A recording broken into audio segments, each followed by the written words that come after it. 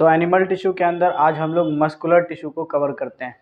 तो muscular tissue जो है मसल्स मसल से बनता है ना। मसल सेल से मिलके बनता है मस्कुलर टिश्यू। मसल्स क्या होता है?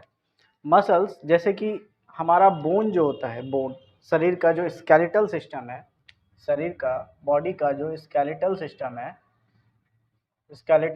है बॉडी का, इस स्केलेटल सिस्टम को बाउंड करके रखने का काम मसल्स करता है, मसल्स फाइबर, मसल्स टिश्यू करता है ना। जैसे कि ये हमारे हाथों का हड्डी है, तो इस हड्डी के ऊपर ये जो हमारा बाइसेप्स का मसल है, ये जो कलाई का मसल है, ट्राइसेप्स का मसल है, ये सभी क्या है? ये हड्डियों से बॉन्डेड है, ठीक है, जो हमको सपोर्ट प्रोवाइड करता है, ठीक है, हमको सपोर्ट प्रोवाइड करता है, जिसके वजह से हम कोई लोड उठा पा रहे हैं या फिर हम कोई काम कर पा रहे हैं ना। ये सब सपोर्ट प्रोवाइड करता है। तो मसल्स क्या है? मसल्स हड्डियों से जुड़ा हुआ, मतलब बोन से कनेक्टेड होता है, स्केलेटन से कनेक्टेड होता है, ठीक है, और हमारे बॉडी को सपोर्ट देता है एक तरीके से। तो मस्कुलर टिश्यू जो है इसको 3 हिस्सों में डिवाइड करके पढ़ते हैं, मतलब इसका 3 टाइप में इसको डिवाइड करके पढ़ते हैं। पहला टाइप होता है स्केलेटल मसल या स्टिरेटेड मसल, या इसको वॉलेंट्री मसल्स भी कहते हैं। स्केलेटल मसल बोल लें, स्टिरेटेड मसल बोल लें, एक ही बात है। दूसरा है हमारा स्मूथ मसल, अनस्टिरेटेड मसल। तीसरा है कार्डियक मसल्स। क्लियर है? तो ये 3 तरह का मसल्स है, ठीक है, 3 टाइप्स ऑफ मसल्स, सेल या मसल्स टिश्यू, ठीक है। ये जो पहला सेल है ये देखने में सिलेंड्रिकल अनब्रांच, मतलब सिलेंड्रिकल देखने में लग रहा है, सिलेंडर शेप का है, ठीक है। ये अनब्रांच होता है, मतलब ऐसा नहीं है कि अब मान लो ये एक सेल है, ठीक है, जैसे ये एक सिलेंड्रिकल सेल है, इसके ऊपर दूसरा सिलेंड्रिकल सेल इससे पैरेलली अरेंज होगा, ना कि इसमें से ब्रांच निकला हुआ रहेगा, मतलब इसमें से कोई एक्स्ट्रा ब्रांच नहीं निकलेगा, इसी के ऊपर दूसरा ऐसा ही सिलेंड्रिकल सेल अटैच रहेगा, और दोनों के बीच में जो हमारा मेम्ब्रेन होगा ये एक मेम्ब्रेन से सेपरेटेड होगा। इस मेम्ब्रेन को हम सार्कोलेमा कहते हैं, सार्कोलेमा कहते हैं, ठीक है, इस मेम्ब्रेन को सार्कोलेमा कहते हैं। फिर इसके बाद दूसरा सेल होगा, ऐसे करके ये टिश्यू बनाता है। तो इसको स्केलेटल मसल टिश्यू या स्टिरेटेड मसल टिश्यू भी कहते हैं। इसका आकार कैसा होता है? सिलिंड्रिकल आकार का होता है, अनब्रांच होता है, जैसा कि बताया, ब्रांच नहीं होता है ना। इसके अलावा ये जो देख रहे हैं ना काला काला सा, ये न्यूक्लियस है। एक सेल के अंदर मल्टी न्यूक्लिएट होता है, ठीक है, मतलब मल्टीपल न्यूक्लियस होता है, इसीलिए इसको मल्टी न्यूक्लिएट कहते हैं, ठीक है। यहाँ ध्यान रखना इस बात को कि ये मल्टी न्यूक्लिएट होता है, ये न्यूक्लियस है, ठीक है।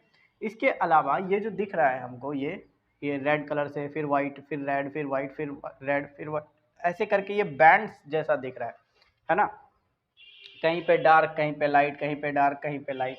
ये क्या है? जब हम माइक्रोस्कोप के अंदर इसको स्ट्रेन करके देखते हैं, इस सेल को स्ट्रेन करके देखते हैं, तो ये ऐसा स्ट्रिप्स में दिखाई देता है, बैंड में दिखाई देता है।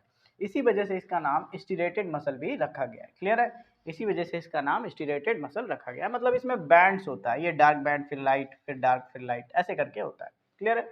उसके बाद फिर क्या है? ये जो है डायरेक्टली बोन से अटैच होता है, मतलब अगर हम बोले कि ये कलाई का मसल्स है, बाइसेप्स वगैरह, तो ये डायरेक्टली बोन से अटैच होता है। क्लियर है? और ये मूवमेंट, बॉडी के मूवमेंट में हेल्प करता है। जैसे अगर हम कलाइयों का मूवमेंट कराएं, ऐसे है तो हमारा मसल स्ट्रेच है, लेकिन ऐसे करते हैं तो ये क्या होता है? सिकुड़ जाता है, ये फूलता है ना। तो इसका मतलब क्या है? ये बॉडी के मूवमेंट में भी हेल्प करता है। जैसे अब ये मसल्स कहाँ कहाँ पे होगा? जैसे हमारे ये बाइसेप्स हो गया, ट्राइसेप्स हो गया, गले में हो गया, नेक के पास हो गया, थाई में हो गया, या हमारे पैरों में हो गया, ठीक है, जो डायरेक्टली बोन से अटैच्ड है, वहां पे हमारा स्केलेटल मसल या स्टिरेटेड मसल पाया जाएगा। स्केलेटल मसल इसका नाम इसीलिए तो पड़ा है क्योंकि ये डायरेक्ट स्केलेटन से कनेक्टेड होता है, इसीलिए इसका नाम स्केलेटल मसल्स भी पड़ा है, ठीक है। सेकंड नंबर का जो मसल्स है वो हमारा स्मूथ मसल है या अनस्टिरेटेड मसल है।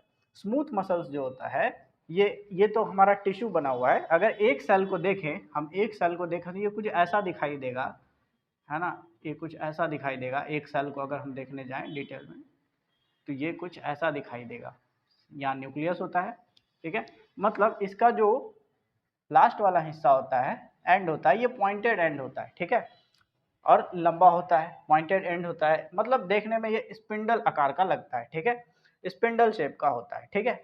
लेकिन इसमें जो न्यूक्लियस होगा ये यूनिन्यूक्लिएट होगा, मतलब इसमें एक सिंगल ही न्यूक्लियस होगा, एक सेल के अंदर एक ही न्यूक्लियस होगा, इस बात का ध्यान रखना है। तो इसमें एक सिंगल न्यूक्लियस होगा, ये इसका जो आकार है ये पॉइंटेड होता है, ठीक है, पॉइंटेड होता है, इसीलिए देखने में स्पिंडल जैसा लगता है। क्लियर है? ये जो मसल्स था हमारा स्केलेटल मसल्स, ये वॉलेंटरी मसल्स हैं। वॉलेंटरी का मतलब होता है जो हमारे इच्छा से काम करे।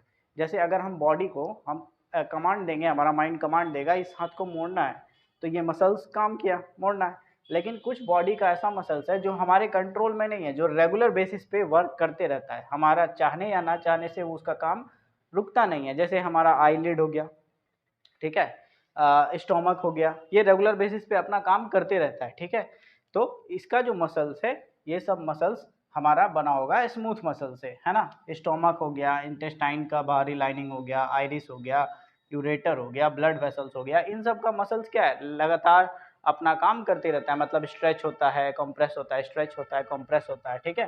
तो ये अपना काम लगातार करते रहता है, इसीलिए इसको इनवॉलेंट्री मसल्स कहते हैं। क्लियर? और वॉलेंट्री मसल्स इसको क्यों कहते हैं? क्योंकि ये हमारे इच्छा से काम करता है, ठीक है। जो हमारे इच्छा से काम करे उसको वॉलेंट्री मसल्स, और जो हमारे कंट्रोल में ना रहे उसको इनवॉलेंट्री मसल्स कहते हैं। क्लियर है? तो ये स्मूथ मसल्स हो गया। क्लियर? स्मूथ मसल्स जो होता है स्पिंडल आकार का होता है, इसमें सिंगल न्यूक्लियस होता है, इनवॉलेंट्री होता है, इसके साथ साथ ये स्टोमक इंटरनल जो ऑर्गन होता है, हार्ट को छोड़ दे तो बाहरी लाइनिंग में पाया जाता है, स्टोमक, इंटेस्टाइन, ये आइरिस हो गया, यूरेटर हो गया, ब्लड वेसल्स हो गया, इसका जो मसल्स है ये सभी स्मूथ मसल से बना हुआ। लास्ट आता है हमारा कार्डिक मसल्स। कार्डिक मसल्स जो है ये भी सिलेंड्रिकल ही आकार का होता है, ये टिश्यू बनाया हुआ है, अगर इसका मसल्स देखें तो ये भी सिलेंड्रिकल आकार का ही होता है, ये भी स्टीरेटेड होता है, ठीक है, ये भी स्टीरेटेड होता है स्केलेटल मसल्स की तरह। लेकिन यहाँ पे अंतर यह है, ये ब्रांच होता है, ठीक है, इसमें से ही दूसरा ब्रांच निकलेगा और दूसरा सेल कनेक्टेड होगा, तो इस तरीके से होता है, ठीक है। तो ये सिलेंड्रिकल होगा, ब्रांच होगा, और इसमें जो होगा ये एक ही न्यूक्लियस होगा, ठीक है, सिंगल न्यूक्लियस, मतलब ये यूनि न्यूक्लिएट होगा और स्टीरेटेड होगा। क्लियर है? ये कैसा मसल्स होता है? अब हमारा हार्ट क्या है, लगातार काम करते रहता है, लाइफ टाइम, ऐसा ही एक ऑर्गन है जो लाइफ टाइम काम करते रहता है, कभी रुकता नहीं है, ठीक है। तो ये हमारे चाहने ना चाहने से काम तो नहीं करता, ठीक है, अपना हिसाब से लगातार काम करते रहता है। तो ये भी इनवॉलेंट्री मसल्स है, इसमें रेगुलर कॉन्ट्रैक्शन और रिलैक्सेशन होता है, मतलब संकुचन होता है और फिर ऐसे सिकुड़ना होता है, फिर फैलाव होता है, सिकुड़ना होता है, फैलाव होता है, ठीक है। तो ये कार्डिक मसल्स कहाँ पाया जाएगा? ये हार्ट मसल्स में पाया जाएगा। तो इस तरीके का मस्कुलर टिश्यू को 3 हिस्सों में बांट के हम पढ़ते हैं, और ये इसका डायग्राम है, और ये इसका मतलब कहाँ पाया जाता है ये लिखा हुआ है। क्लियर है? तो ये है हमारा एनिमल